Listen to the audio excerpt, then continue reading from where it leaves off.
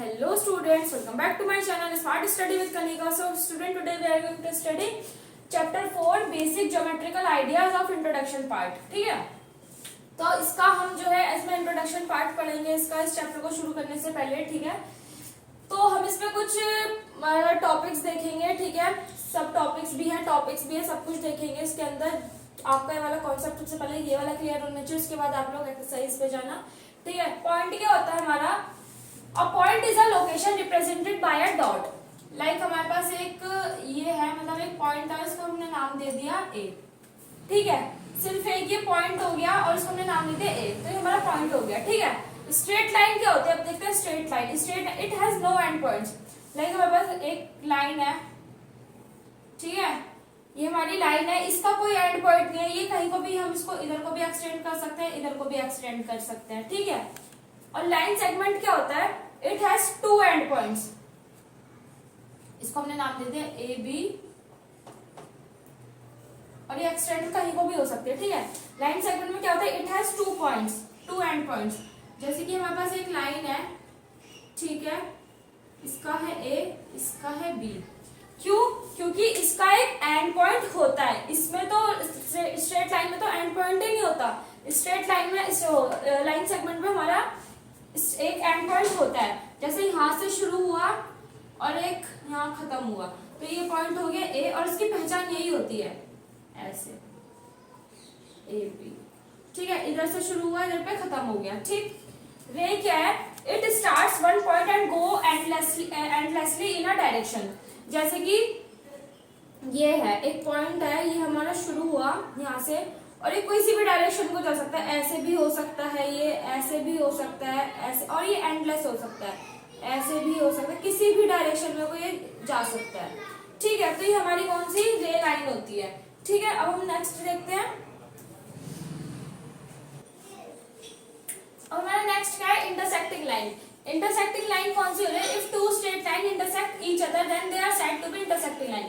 मतलब जैसे कि हमारे पास लाइन्स है, ठीक है, और वो एक दूसरे को क्रॉस कर रही है. ठीक, जैसे ये ए पॉइंट है और ये बी पॉइंट है, ये सी पॉइंट है और ये डी पॉइंट है. मतलब ए बी जो है इंटरसेक्ट कर रही है किसको? सी डी को, और ये हमारा बीच का पॉइंट है. मतलब एक पॉइंट से टच होती हुई जो लाइन गुजर रही है, मतलब एक दूसरे को क्रॉस कर रही है, वो हमारी इंटरसेक्ट लाइन्स होती है.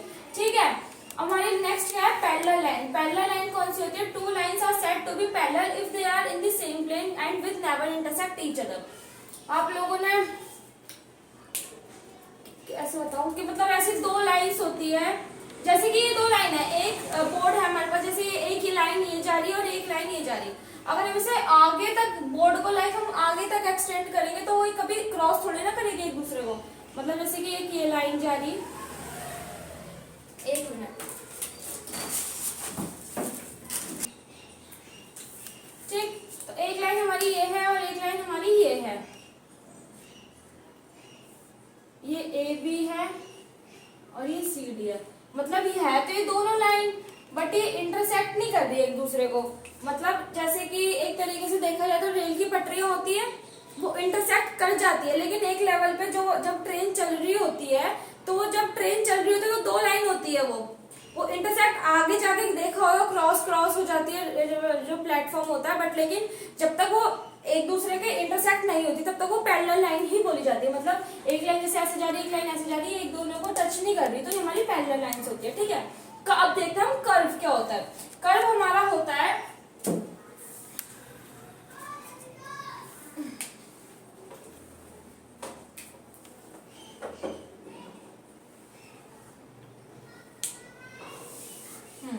कर्व हमारा होता है ऐसे, कुछ भी हो सकता है. ठीक है, ऐसे भी हो सकता. कर्व हमारा होता है जो हम बिना पेन उठाए ड्रॉ करते हैं.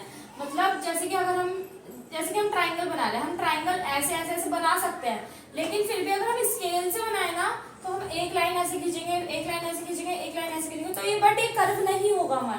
हमारा कर्व ऐसे ही होगा कि हम कुछ भी ड्रॉ करते हैं बट बिना पेन उठाए, ऐसे करके. ठीक है, ये तो हमारे कर्व्स होते हैं बिना पेन की निब उठाए. अब सिंपल कर्व कौन सा होता है? हमारा simple curve is a curve that does not cross itself. हमारा एक सिंपल कर्व वो होता है जो मतलब क्रॉस नहीं होता एक दूसरे. अगर जैसे ये है, मान लो हमारे पास ये फिगर है ऐसे, ये क्रॉस कर रहा है, ये क्रॉस कर रहा है, बट ये हमारा सिंपल कर्व नहीं होगा। क्रॉस इसमें बोला दैट डज नॉट क्रॉस, जो क्रॉस नहीं कर रहा होता, तो ये क्रॉस नहीं कर रहा ना, ये हमारी सिंपल कर्व हो गई, ये हमारी सिंपल कर्व में आती है। ठीक है, तो ये होता है हमारा सिंपल कर्व। अब हमारी ओपन कर्व कौन सी कर्व होती है? And open curve is a curve where the beginning and end points are different. मतलब जैसे हमारे पास एक ये है, ये हमारी ओपन कर्व हुई, क्यों? क्योंकि जहां से इसकी स्टार्टिंग हुई है वहां पे दूसरी साइड से इसका एंड हुआ है। मतलब हमारे पास कुछ भी हो सकता है कि हमने मतलब एक हमारी ऐसी कोई फिगर के जहां से इसका स्टार्टिंग और जो एंडिंग पॉइंट होता है वो डिफरेंट फेज में होना चाहिए। तो फिर वो कुछ भी हो सकता है, लाइक ऐसे कुछ भी हो सकता है। ठीक है, तो हमारी ओपन कर्व होती है।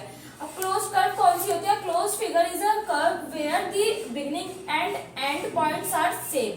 मतलब क्लोज फिगर लाइक हमने एक ओवल ड्रॉ किया, हमने यहाँ से स्टार्ट किया और यहीं पे आके वो रुक गया, यहीं पे आके मतलब वो खत्म हो गया। ठीक है, हमने सर्कल बनाया, हमने यहाँ से स्टार्ट किया, वो यहीं पे आके खत्म हो गया। ठीक, हमने यहाँ से कुछ वो करा और यहीं पे आके वो खत्म हो गया। तो ये सारी जो है हमारी क्लोज फिगर होती है। अब हम नेक्स्ट देखते हैं। अब हम देखेंगे पोजीशन इन अ फिगर।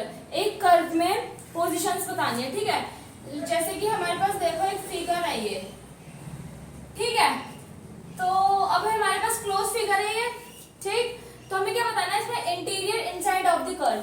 हमारे पास हम इसमें एक पॉइंट ले लेंगे इंटीरियर, ये उसमें ना हमारे 3 पॉइंट्स होते हैं। मतलब जो बताया अभी पोजीशन ऑफ अ कर्व में, क्लोज्ड कर्व में मतलब हमारे जो है देयर आर 3 पॉइंट्स। ठीक, तो एक होता है इंटीरियर जो कि एक अंदर की साइड होता है। ठीक है, एक बाउंड्री होती है जो हमारी एक यहाँ पे होती है, मतलब बाउंड्री पे कोई पॉइंट हो गया, वो हमारा लाइक हमने मान लिया O।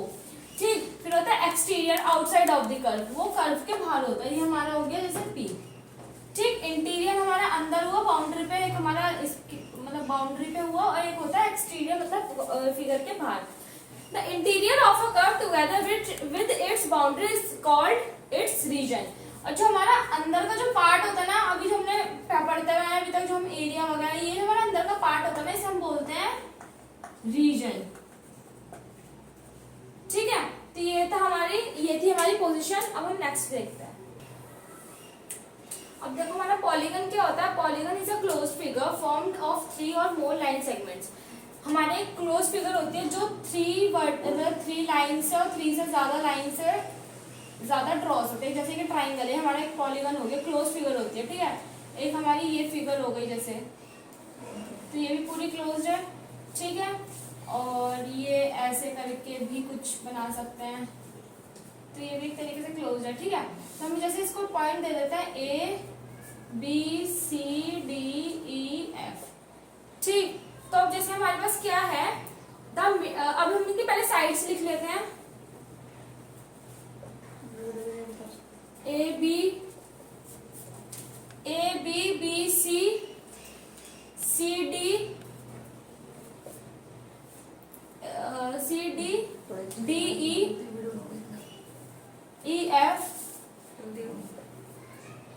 ठीक है, ऐसे। तो अब हमें क्या बताना है? The meeting point of a pair of sides is called vertex. मतलब हमारी वर्टेक्स कौन सी होती है? जैसे कि देखो एक लाइन पे हमारे पॉइंट्स बने हुए हैं AFE, तो हमारी जो है ना वर्टेक्स हो गई लाइन की। ठीक, और सेकंड पॉइंट क्या है हमारा? Any 2 sides with a common end point are called adjacent side. जैसे कि हमारे पास BC है, ठीक है, BC और CD हमारी जो हो गई एडजेसेंट साइड हो गई।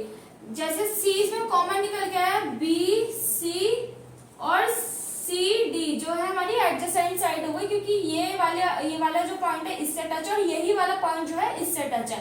तो हमारी जो एडजेसेंट साइड्स हो गई वो BC, CD और DEF ऐसे करके। ठीक है, थर्ड क्या है? The end points of the same sides of a polygon are called the adjacent vertices. मतलब अब देखो जैसे कि हमारे पास ये है, E है और F है, इसको हम सिंगल जो है एडजेसेंट वर्टिसेस बोलेंगे। ठीक है, तो एक पॉइंट, ये एक लाइन पे 2 पॉइंट है, एक लाइन पे हमारे पास 2 पॉइंट है E और F, तो इसको हम एडजेसेंट साइड्स बोलेंगे। ठीक है, तो इंट्रोडक्शन पार्ट, अभी दूसरी वीडियो में हम लोग इसका हाफ इंट्रोडक्शन पार्ट अभी और बचता है, तब तक के लिए बाय।